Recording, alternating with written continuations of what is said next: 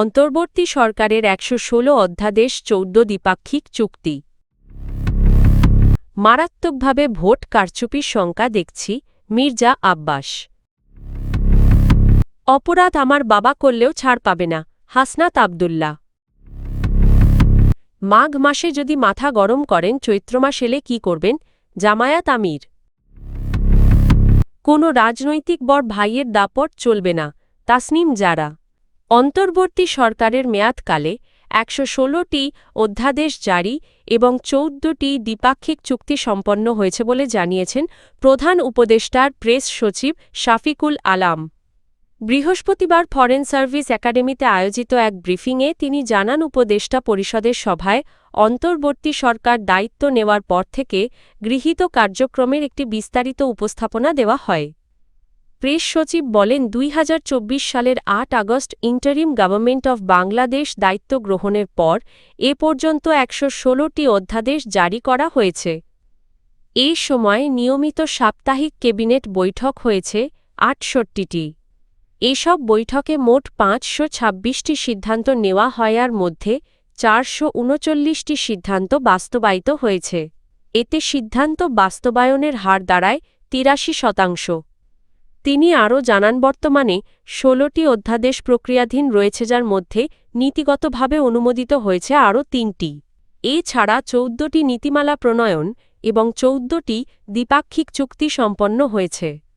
উপদেষ্টা পরিষদের জন্য এ পর্যন্ত মোট ৩৪৮টি সারসংক্ষেপ উপস্থাপন করা হয়েছে বলেও ব্রিফিংয়ে জানানো হয়। ঢাকা ৮ আসনের বিএনপি প্রার্থী মির্জা আব্বাস ভোট কারচুপির আশঙ্কা প্রকাশ করে বলেছেন, একটি পক্ষ নির্বাচনের ফলাফল ঘুরিয়ে দিতে পারে। তিনি অভিযোগ করেন, প্রশাসনের ভেতরে থাকা জামায়াতের লোকজন ফলাফল প্রভাবিত করতে পারে এবং তা সম্ভব না হলে নির্বাচন বানচালের চেষ্টা করা হতে পারে। বৃহস্পতিবার সন্ধ্যায় রাজধানীর মোতালেব প্লাজায় এক মতবিনিময় সভায় এসব কথা বলেন তিনি। মির্জা আব্বাস বলেন, আমি মারাত্মকভাবে ভোট কারচুপির শঙ্কা দেখছি। তিনি আরও হুঁশিয়ার করে বলেন, একটি দল ১৯৭১ সালের মুক্তিযুদ্ধ মেনে নিতে পারেনি এবং তারা নিয়মিত বিএনপির বিরুদ্ধে কটূক্তি করছে। তার অভিযোগ, কিছু দল ক্ষমতায় যাওয়ার লোভে বিদেশিদের সঙ্গে সমঝোতায় জড়িয়েছে। বিএনপিকে একটি জাতীয়তাবাদী দল হিসেবে উল্লেখ করে মির্জা আব্বাস বলেন, দলের প্রতিষ্ঠাতা জিয়াউর রহমানকে স্বাধীনতার ঘোষক হিসেবে মানতে না পারাই তাদের বিরোধিতার মূল কারণ।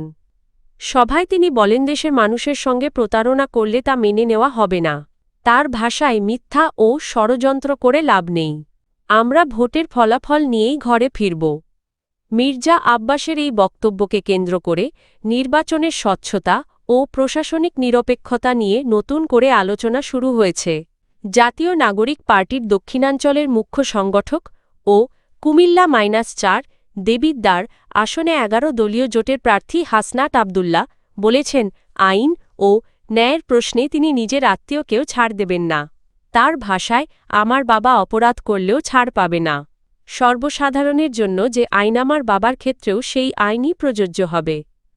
বৃহস্পতিবার দুপুরে ডেভিডবার উপজেলার জাফরগঞ্জ ইউনিয়নের খয়রাবাদ হাইস্কুল মাঠে দুটি ইউনিয়নের সম্মিলিত শাপলা-কলি প্রতীকের নির্বাচনী জনসভায় এসব কথা বলেন তিনি।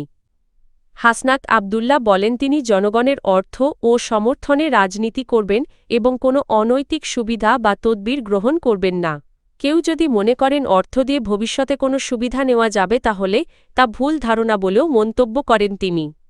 দীর্ঘদিন ধরে একটি সুবিধাবাদী গোষ্ঠী বিভিন্ন রাজনৈতিক দলে বিভক্ত হয়ে টেন্ডারবাজি ও চাঁদাবাজির মাধ্যমে প্রভাব বিস্তার করে আসছে উল্লেখ করে তিনি বলেন, এক পরিবারের সদস্যরা ভিন্ন ভিন্ন দলে থেকে ক্ষমতায় যেই আসুক না কেন সুবিধা ভোগ করে, এই সংস্কৃতি আর চলতে দেওয়া হবে না।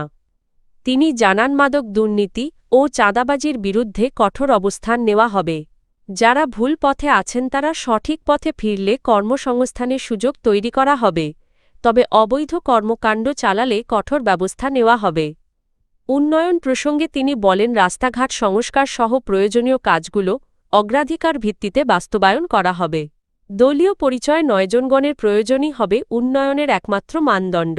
বাংলাদেশ জামাত এ ইসলামী এর আমির শাফিকুর রহমান বলেছেন, এখন উত্তেজিত হলে ভবিষ্যতে পরিস্থিতি সামাল দেওয়া কঠিন হবে। তিনি নেতাকর্মীদের উদ্দেশ্যে বলেন, মাথা ঠান্ডা রেখে মানুষের কথা শুনতে হবে এবং বুঝতে হবে মানুষ কি ভাবছে। তার ভাষায়, দেশ বাঁচলে আপনিও বাঁচবেন। এই ভোট আগামী দিনে ইনসাফের প্রতীক হবে ইনশাআল্লাহ।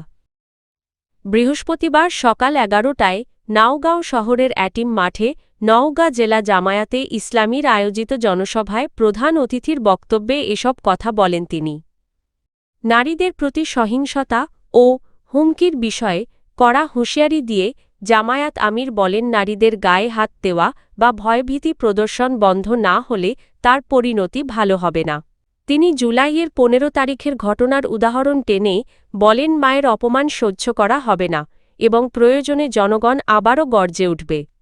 সংখ্যালঘু ও ভিন্ন ধর্মাবলম্বীদের নিরাপত্তার কথা তুলে ধরে শফিকুর রহমান বলেন, কেউ মুসলমান নয় বলেই তাকে ভয়ের সংস্কৃতিতে থাকতে হবে, এটা চলবে না। তিনি বলেন, এই দেশ সবার এবং সবাইকে নিয়েই দেশ পরিচালিত হবে। তিনি গাইবান্ধার সাহেবগঞ্জ সাঁওতাল পল্লীর ঘটনার কথা উল্লেখ করে বলেন, অতীতে সংখ্যালঘুদের ওপর যে নির্যাতন হয়েছে তা আর হতে দেওয়া হবে না। জামায়াত সরকার গঠন করলে সব নাগরিকের নিরাপত্তা ও অধিকার নিশ্চিত করা হবে বলে প্রতিশ্রুতি দেন তিনি। আসন্ন জাতীয় সংসদ নির্বাচনের ঢাকা ৯ আসনের স্বতন্ত্র প্রার্থী তাসনিম জারা বলেছেন, নির্বাচিত হলে এই এলাকায় কোনো রাজনৈতিক বড় ভাই বা প্রভাবশালী নেতার দাপট চলতে দেওয়া হবে না। তিনি আশ্বস্ত করেন, সাধারণ মানুষ নিজ নিজ এলাকায় বুক চিতিয়ে ও সগৌরবে চলাচল করতে পারবেন। বৃহস্পতিবার সকালে সামাজিক যোগাযোগ মাধ্যম ফেসবুকে দেওয়া এক পোস্টে এসব কথা বলেন তিনি। নির্বাচনী প্রচারের অংশ হিসেবে দেওয়া ওই পোস্টে ডা.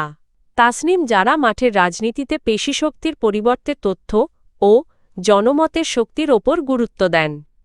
রাজনৈতিক প্রভাবশালীদের মোকাবিলা প্রসঙ্গে তিনি বলেন, অন্যায়ের বিরুদ্ধে দাঁড়াতে সবসময় পেশিশক্তির প্রয়োজন হয় না, বরং অন্যায়ের রাজনৈতিক মূল্য বা পলিটিক্যাল কস্ট বাড়িয়ে দেওয়াই সবচেয়ে কার্যকর কৌশল। তিনি বলেন, যারা দাপট দেখাতে অভ্যস্ত তারা জনসম্মুখে নিজেদের অপকর্ম প্রকাশ পাওয়াকে সবচেয়ে বেশি ভয় পায়।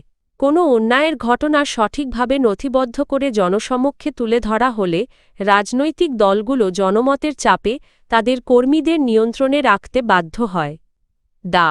তাসনিম জারা জানান, এই লড়াইয়ে তার দুটি শক্তিশালী হাতিয়ার রয়েছে। একটি হল যথাযথ তথ্য প্রমাণ সংগ্রহ ও উপস্থাপনের প্রাতিষ্ঠানিক অভিজ্ঞতা, আরেকটি হল কোনো মধ্যস্থতাকারী ছাড়াই মুহূর্তের মধ্যে কোটি মানুষের কাছে সত্য পৌঁছে দেওয়ার নিজস্ব ডিজিটাল প্ল্যাটফর্ম।